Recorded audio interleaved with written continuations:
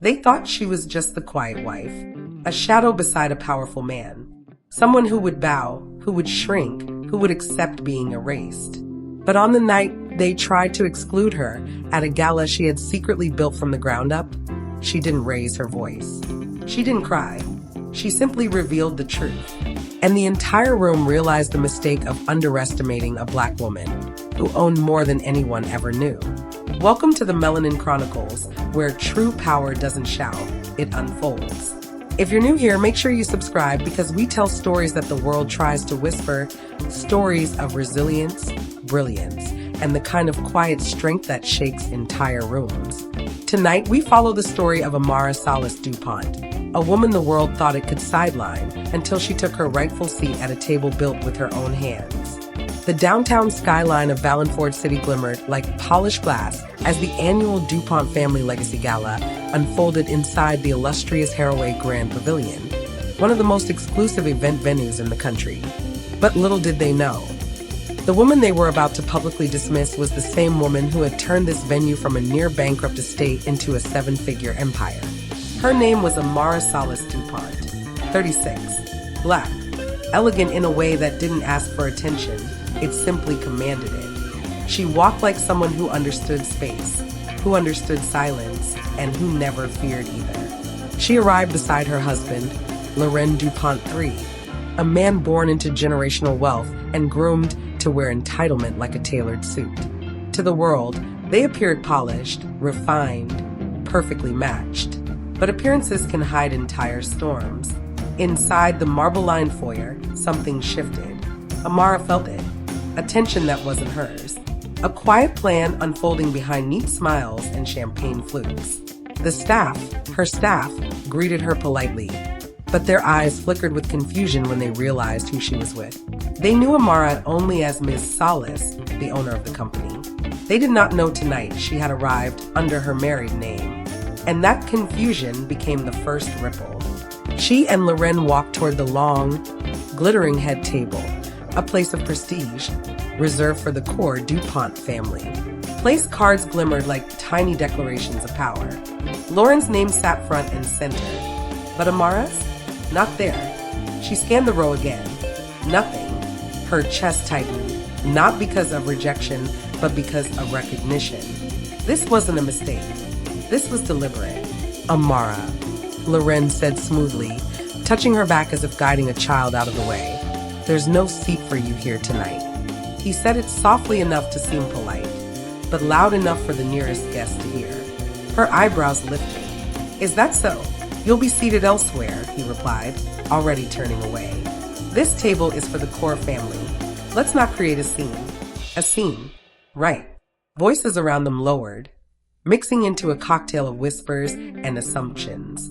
Amara stood in silence, not because she agreed, but because she knew something the entire room did not. She looked across the table. One chair was deliberately missing, the one meant for the wife of the heir. Her absence, it seemed, had been designed into the decor. Loren didn't even look back at her. He just took his seat as if the matter were settled. A cousin whispered behind a champagne glass, tradition must be upheld. Another muttered, family image comes first. Image, tradition, rules designed to elevate some and erase others. Amara inhaled deeply. The air felt thin but not suffocating, almost electric. She stepped back, watching the room move with calculated elegance. She recognized the photographers. She recognized the servers. She recognized the lighting designers, the sound technicians, the stage managers, because she had hired every one of them. The gala belonged to the DuPont family in name, but the event company hosting this night, that was hers, Solace & Company. Events and hospitality, the fastest growing luxury event firm in the region. A company she built after years of long nights, grit, and uncredited ideas. Loren never paid much attention to her business. He cared for image, not substance. And Amara had been strategic. She never told the DuPonts she owned Solace & Company. She preferred learning how they treated people when they believed someone had nothing to offer. And tonight, they showed their hand. Ma'am, a staff member whispered gently, clearly alarmed, I think you should step back. Guests nearby turned to stare at her mascara streaks, remnants of a quiet argument she'd had with Loren in the car before arriving. A moment where he told her, just stay quiet tonight. Don't embarrass the family. And now he had erased her seat entirely. Loren leaned back in his chair, the picture of confidence. He raised his glass and said loudly enough, let's keep the evening peaceful. Peaceful? Amara felt something inside her shift. Not rage, no. Something sharper, clearer. She stepped forward, not toward Loren, but toward the front of the room where the microphone stood waiting. The room hushed, as if the chandeliers themselves were holding their breath. She didn't touch the mic. Her voice didn't need amplification. I see there seems to be confusion about my place tonight, she said calmly. A few heads turned. Others pretended not to be watching, but didn't blink. Loren stiffened. Amara, stop. This isn't necessary. Oh, I think it is. A faint ripple ran across the room. She raised her chin. For those who do not know me, my name is Amara Solace DuPont. And while my seat may not be here, she pointed gently to the head table, my influence is everywhere in this room. Murmurs, brows furrowed. Loren's mother whispered, what is she talking about? Amara continued, from the lighting design you're enjoying, to the gourmet menu in front of you, to the service staff attending to you with such professionalism. She paused. This entire event, her voice sharpened slightly, is hosted by Solace and Company. Events. Someone in the back gasped. A photographer lowered his camera. And in case some of you are new here, Solace and Company is my company. The silence became so complete it felt heavy.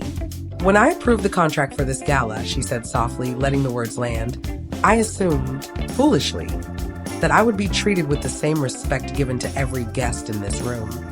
Loren's face was drained of color. Amara turned and faced the table.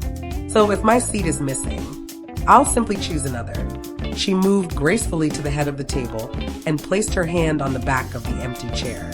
This belongs to me not because of marriage, not because of family politics, but because I earned it.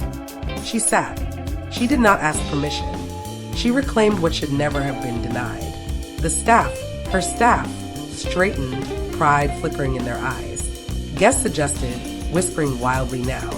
The DuPont relatives looked as if their entire lineage had been rewritten in real time.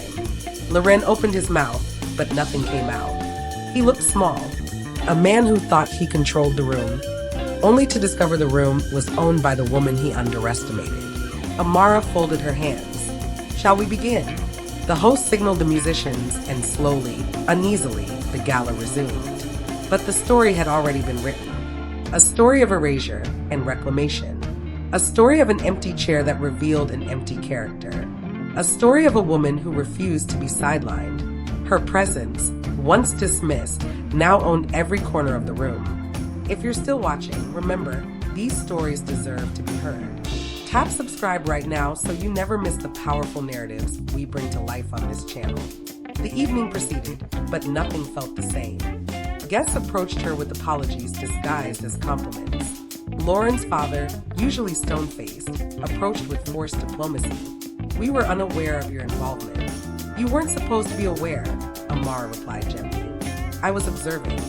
Loren tried to salvage dignity by offering a private apology, but Amara simply looked at him and said, you were willing to let the world see me as less.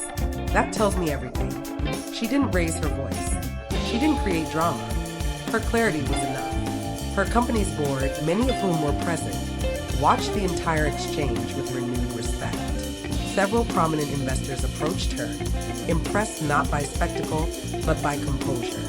By the end of the night, Amara wasn't just the hidden owner. She was the most influential person in the room. Not because of power she took, but because of power she already had.